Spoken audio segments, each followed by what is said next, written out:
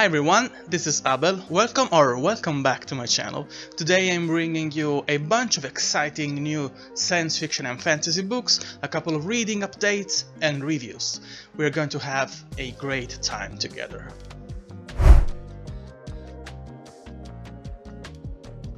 But before we start, remember that if you enjoy science fiction and fantasy books, this is the perfect place for you. So if you want to see more videos like this, consider subscribing, leave a like, share this video. Thank you.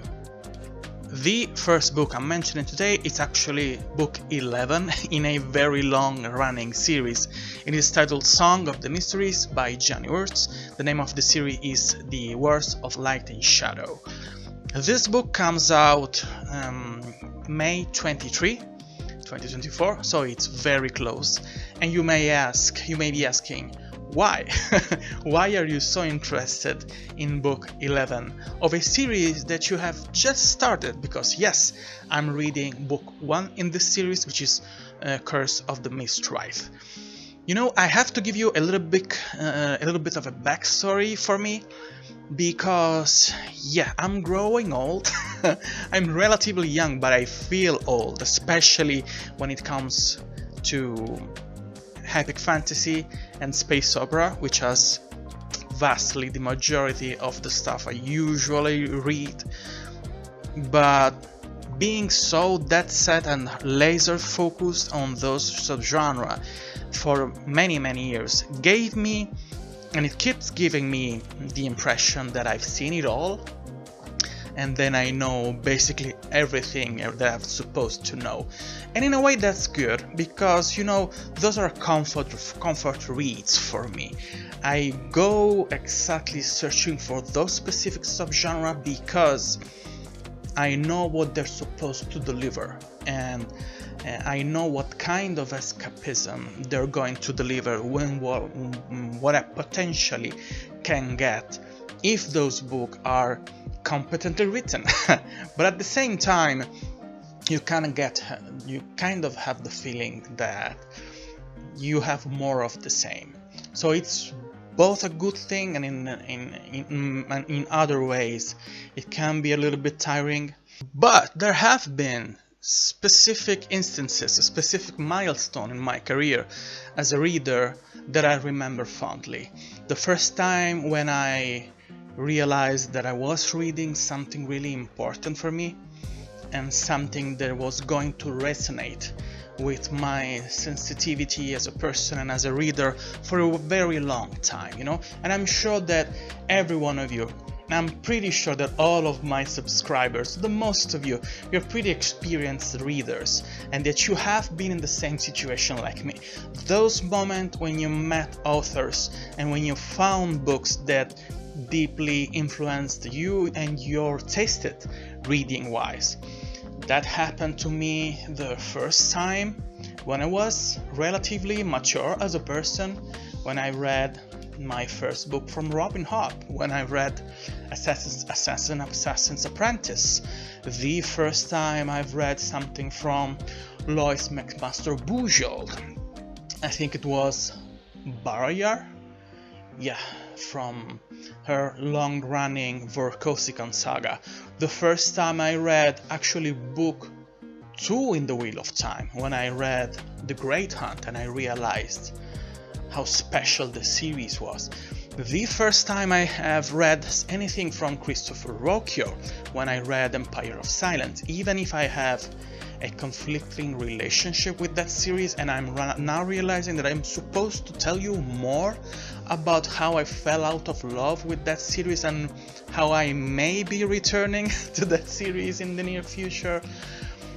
But this is all to say that there are moments when you find specific works of literature, of SFF literature, that are pivotal moments for you as a reader. And this is one of those moments. This series is one of those moments.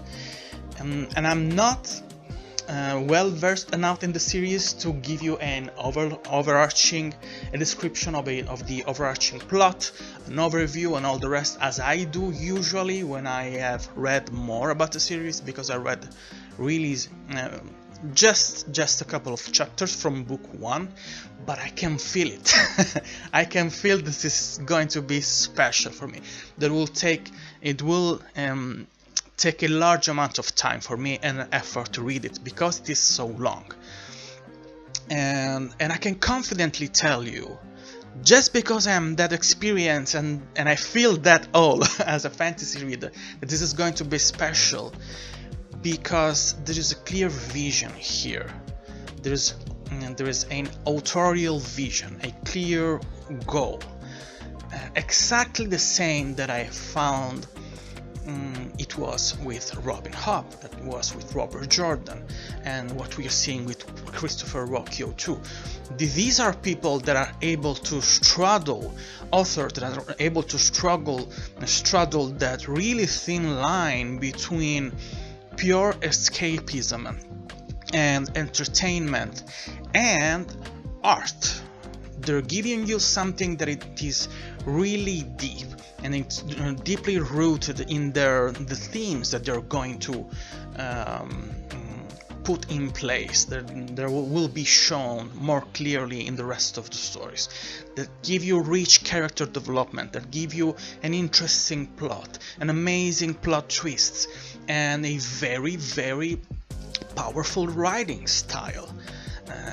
Yeah, that's so incredibly fascinating for me, and I can't wait to give you more, to tell you more about my experience with this series, especially because this is so long.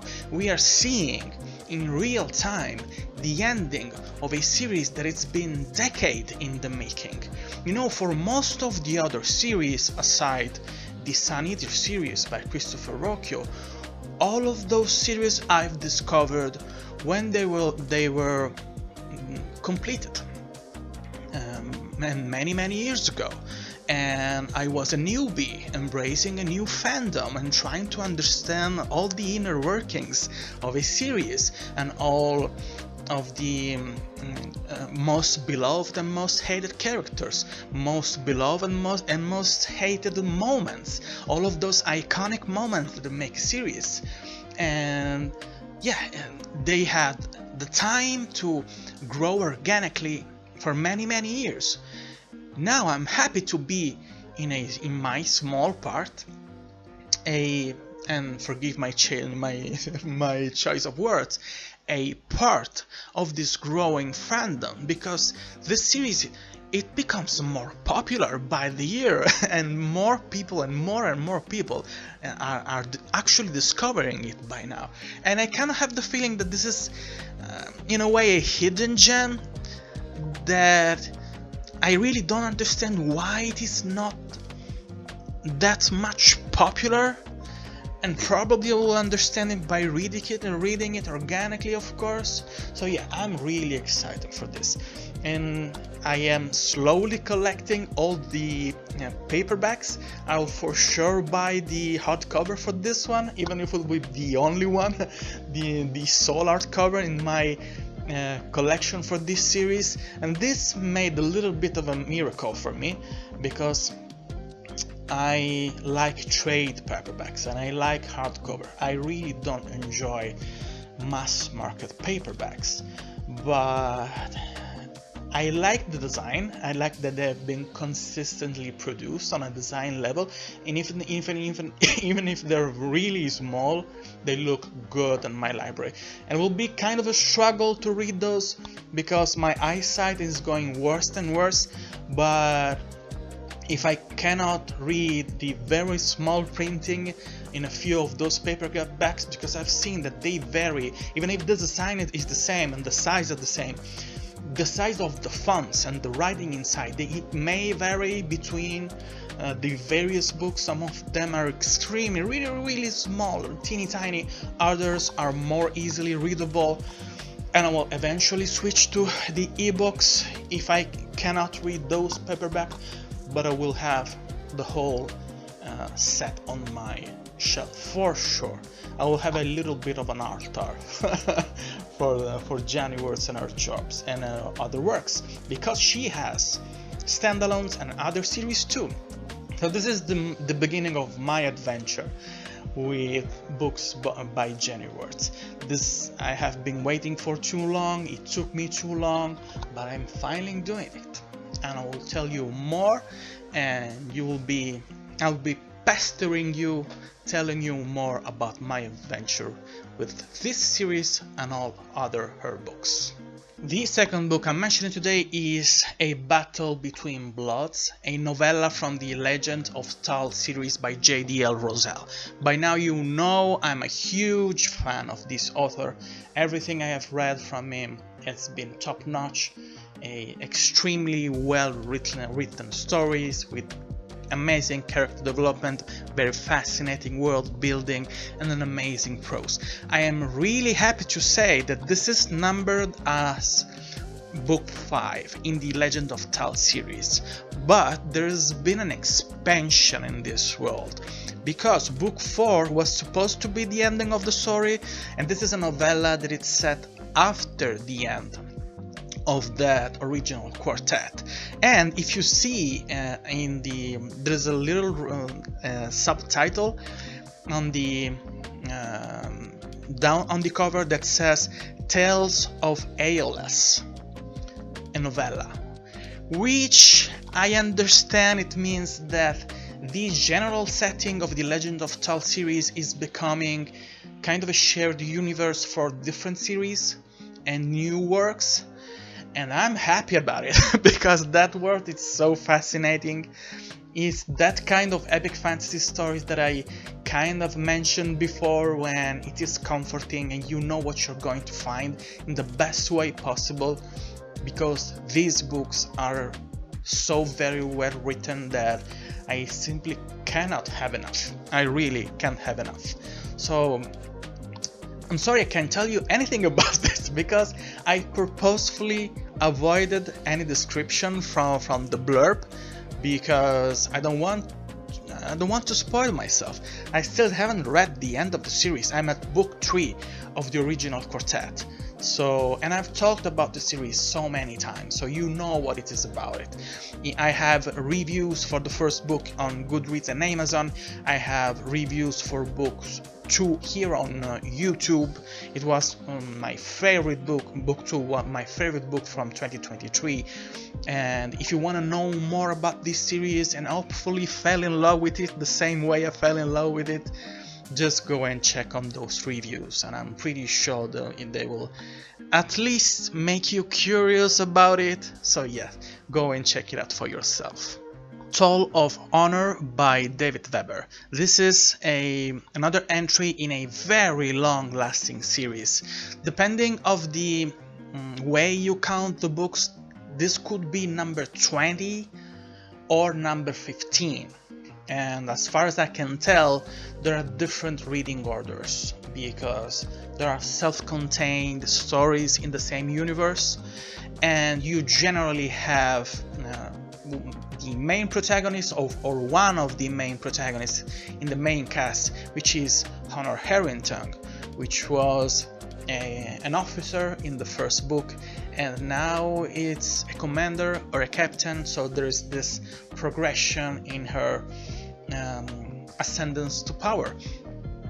These are these are space opera book that have a really hard focus on character development, and these are character reads. These are the kind of books I love.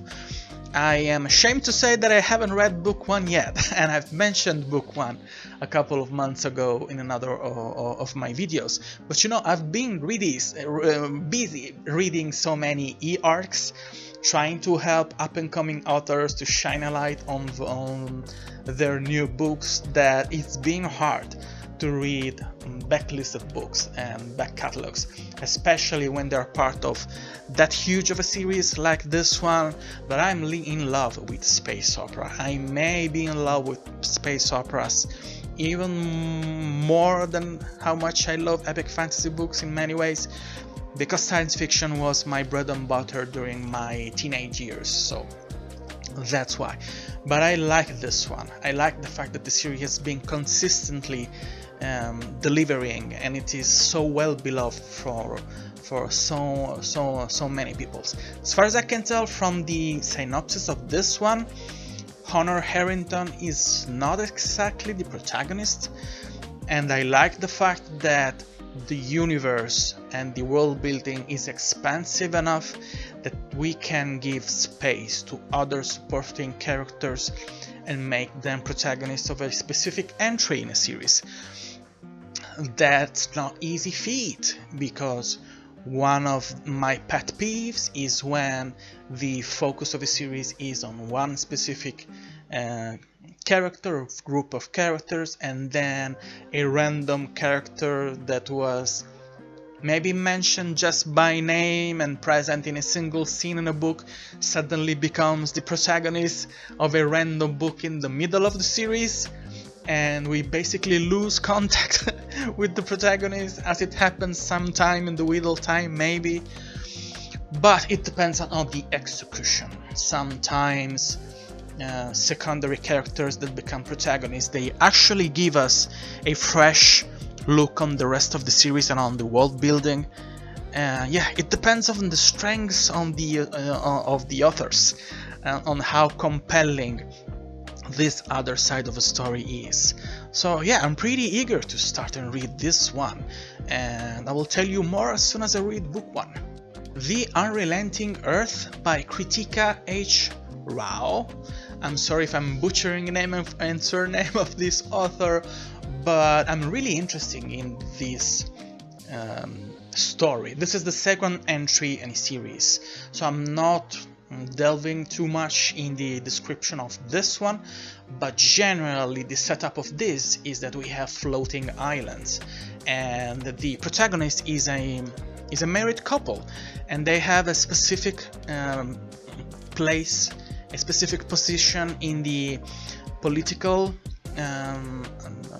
scheme of this world, and they're architects, and it looks like the husband maybe is an architect. I'm not sure if the wife is too, but architects in this world are revered almost like deities, because they have an active part in making those islands float and in allowing all of this peculiar world and world building made by this different faction and powerful people living on those islands to keep floating and keep surviving.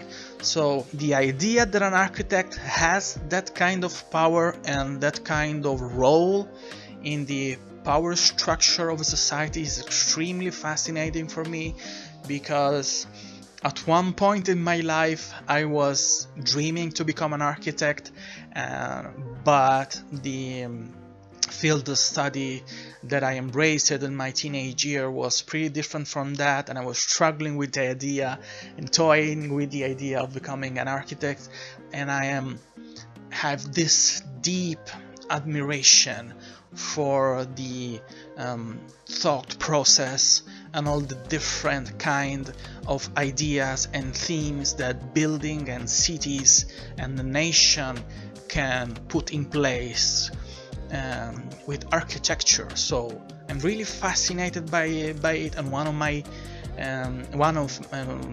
a couple of my favorite channels here on YouTube are for actually from architects, and they explain how buildings are a reflection and the pillars of a society, you know.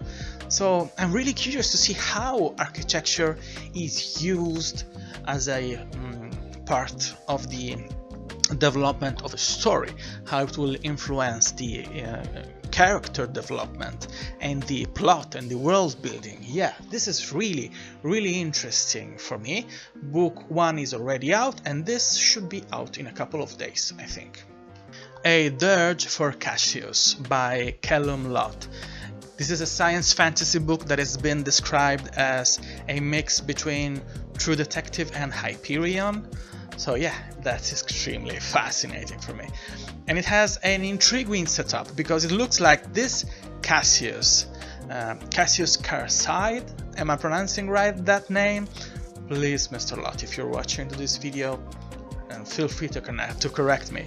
He is on the brink of letting his lust for torment claim his mind, because he says that he's addicted to reliving and re-experience all of his torments.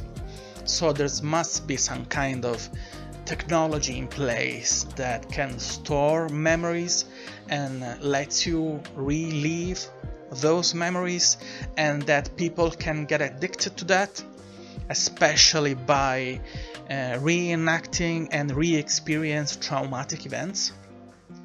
And I don't know exactly his state of life. What does he does? I just know that this character is so much and so deep in this kind of addiction that it is crippling for him as a person. But he's being dragged in action again, but because there has been a series of murders in this distant future, which is the setting of the book. They have been perpetrated by the Red Hand, which I suppose is the evil organization that we're going to struggle with, and that Cascius is going to fight them and try to understand what's going on with all of those murders. The cover is really emotionally charged and really artistic, and I like the illustration, that it is so the design is so visceral. So let's try and see. It looks like it will have a very deep focus on characters and character development in a far distant future setting with spaceships and alien planets. Yeah, that's my jam. That's my jam. That's the kind of stuff that drives me absolutely crazy and make me giggle with joy. So let's see how it goes. I'll let you know as soon as I read it. I have almost finished my second book in the Solar War in the Long Winter series by AG Riddle. The second book is titled aptly Solar War, and this is a very enjoyable series. It starts as a techno thriller, it becomes basically space opera by the end. It is very enjoyable. Book 2 is much slower and really sad because it is about survival in the aftermath of what happened at the end of book 1, and book 2 has the situation is even harder than what we have in book 1, and the first 30-40% basically works as a disaster novel, as a huge disaster movie. So yeah, it's really interesting, really sad, but it is written in a way that makes it really approachable. It's a very clear and easy writing style, and I can see why AG Riddle is so much beloved as an author. Yeah, with my first experience with AG Riddle, it's been amazing so far. So I hope I can give you a review pretty soon. I've just started the Crimson Court by Brandon Noble. This is an high fantasy, epic fantasy, and kind of dark, really politically charged fantasy books with a very unique setting and really interesting aesthetics and vibes.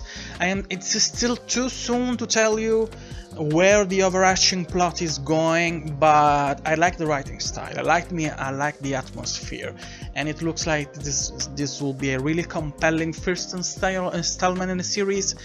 I don't know if this is supposed to be a trilogy or more, but it is promising, absolutely. I just finished last night, really late, actually, Umbra by Toro. This is the first book in a series that is science fiction and a little bit of science fantasy too, with a really clear focus on character development and a very interesting story.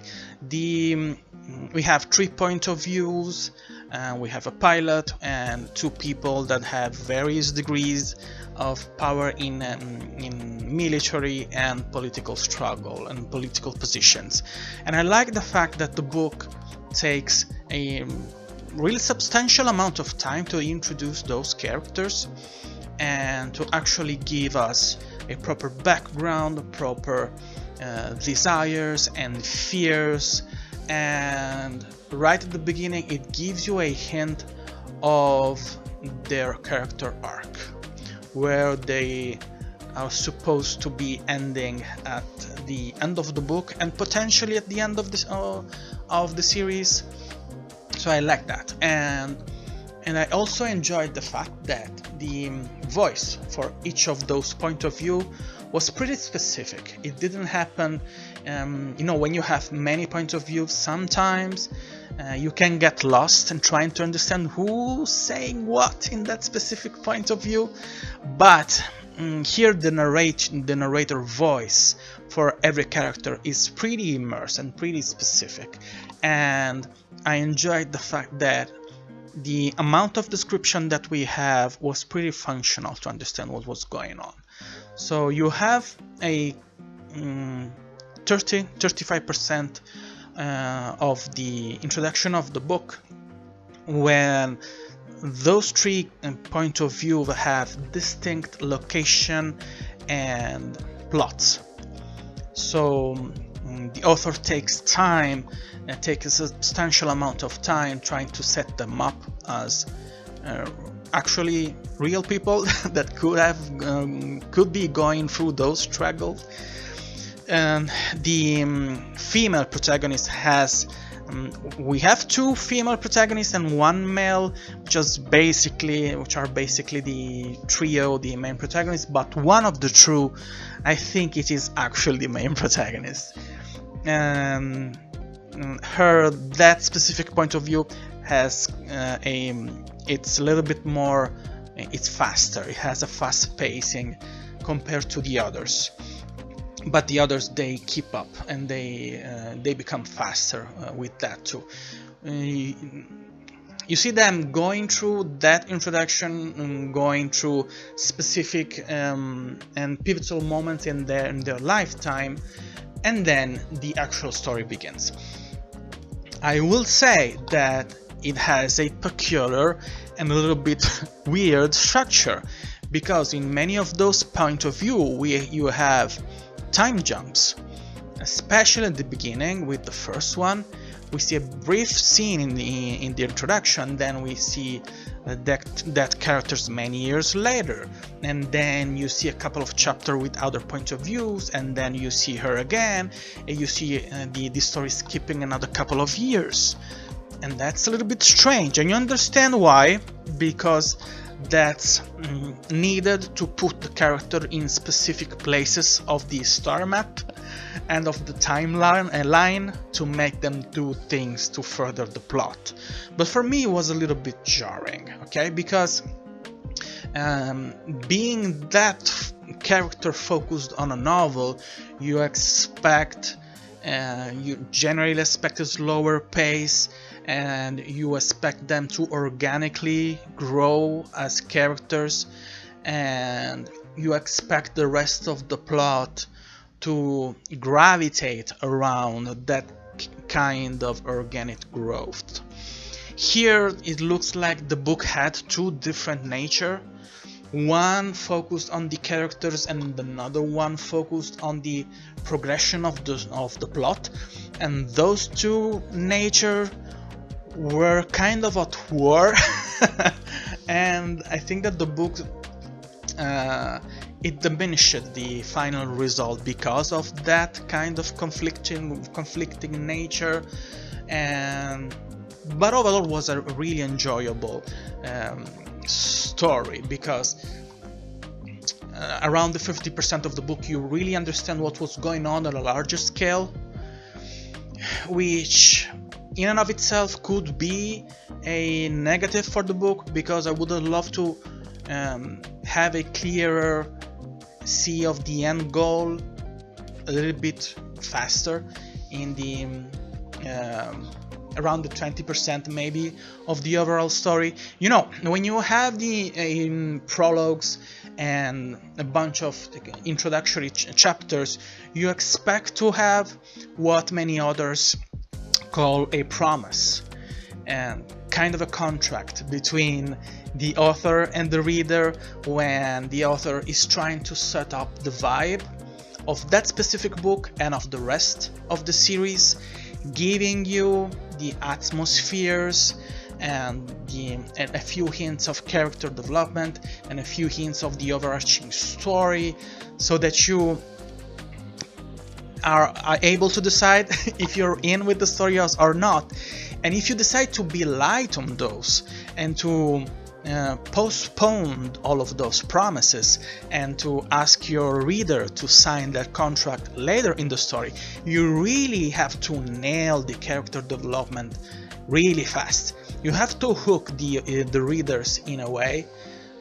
So either you do it giving them foreshadowing pretty heavily the development of the book and the story, or you make characters that are impossible to stay away from. So people that are so fascinating that you keep moving through the story, breezing through the story, because you really are attached to them really fast.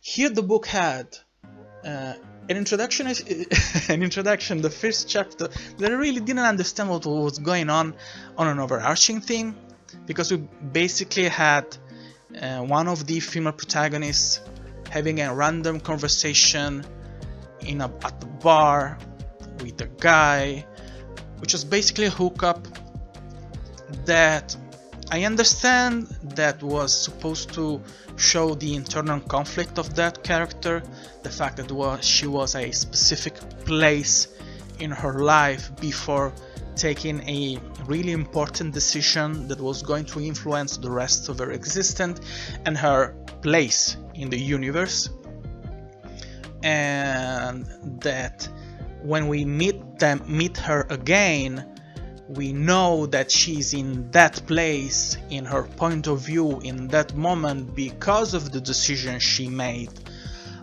in that first chapter, or was a prologue, I don't remember, of the book. But as an introduction for the book and as an introduction for the story, and with that scene the rest of her point of view for a third of the book, it was really hard to understand where we were going. And given the fact that we have 3 points of view, it was a little bit difficult to get attached to that point of view, to that main point of view, because we were skipping to others. And arguably they have, in a way, more interesting storylines that compared to what we had with the first point of view. So yeah, it was a little bit jarring, it was a little bit difficult to understand, it was a little difficult for me to switch off my writer brain for that one. But I will say that the more the book goes on, the more the story progresses, the more the character grow, the better the story becomes. The second half of the book is way better than the first half of the book. So, and it is probably because seeds that were planted in that introductory part actually had the time to blossom in the rest of the book. I would love it to be a little bit longer and give even more time to those characters to grow organically, and then to the rest of the world building and the story and all the interesting ideas and interesting technology that we have in the book to go and grow and become more expansive. But I think there is good potential to have those in the rest of the series and in further installment of the series. I don't know if it's going to be a trilogy or more, but the world building and the lore, which in a way resembles a little bit of Battlestar Galactica, with colonies and tribes and people that forgot Earth. Yeah, I think that the lore is deep enough to warrant a long-running series. Let's see how it goes and what the author has in store for us. But I will say that it was enjoyable. I liked it, even if that introductory part was a mixed bag. Let's see. But you don't know that I don't finish book that I don't enjoy. So I enjoyed it quite a bit, and I actually suggest you to go and check it out for yourself. And lastly, I finished reading a novella by Andrew Watson, famous booktuber, famous author. This is a novella set in the same universe with Harbinger of Justice. This is actually a prequel novella to that main first installment in the story, and I'm happy to say that in a way it is even better than the main story. And not because the first book was not good, I actually loved it quite a bit, and I actually absolutely suggest you to go and read it for yourself because it is so fascinating. The general setting is a ancient Egypt-inspired epic fantasy, which is kind of dark, kind of depressing in a way, and a little bit spooky. And the original book had two main point of view with a bit of other scattered interludes with other characters, but it was about a former warrior that it's now kind of a bounty hunter. It's a hired blade, a blade for pay, and a street rat, a little girl, facing a kind of an uprising against the higher politics of that place, and facing other supernatural threats too. I like that very much, and I like the fact that this novella plucks one of those secondary characters, supporting members of the cast, that becomes the protagonist of this one with his extended backstory. And it is really nice and really fascinating because it really delves in the culture for this specific character, which is a really fascinating and really messed up culture, because those people have a specific and peculiar lifestyle, and they have thoughts and opinions about love and family in a way. I don't know if they can actually use that word, and self-worth and life goals, and everyone has to do a specific rite of passage. They have to show how worthy they are to have a specific role in that culture, and if they don't succeed in all of those trials, they get demoted and they have a lower status. But at the same time, they appreciate that they have, and they kind of they accept that, and they embrace even having a lower status as a result of those trials. But of course, everyone is trying to win and actually try to have a better life. And at the same time, the culture is really close, and it really frowns on all the other cultures. They're really trying to stay separated for influences from outside. So it's really complex, and it has a really strong structure because it is a short story, and I'm not a huge lover of novellas and short story because it takes time to get attached to the characters and to understand the world building. That's why I'm that much of a slow reader.